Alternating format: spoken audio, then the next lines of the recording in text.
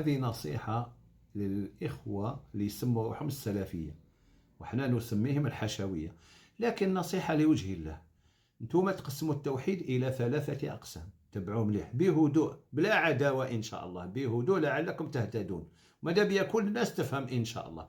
توحيد الألوهية، توحيد الربوبية، توحيد الأسماء والصفات.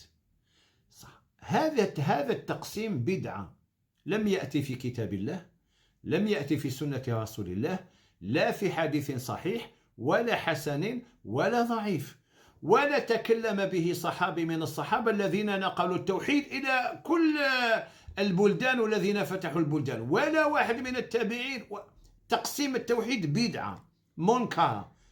انت يا أيها السلفي الحشوي لما نسقسيوك على المولد النبوي الشريف، واش تقول لنا؟ تقول لنا المولد النبوي بدعة منكر. علاه؟ تقول لنا لأنه لم يثبت عن رسول الله صلى الله عليه وسلم أنه احتفل.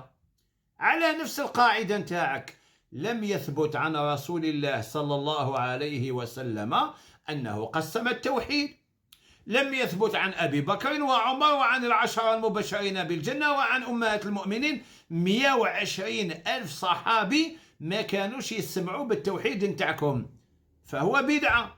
على ما تحكموش عليه بأنه بدعة؟ راك حتقول لي أو سيقول لكم الحشوي باللي هذا مجرد تقسيم اصطلاحي، كما قسموا فرائض الوضوء وسنن الوضوء ومستحبات الوضوء.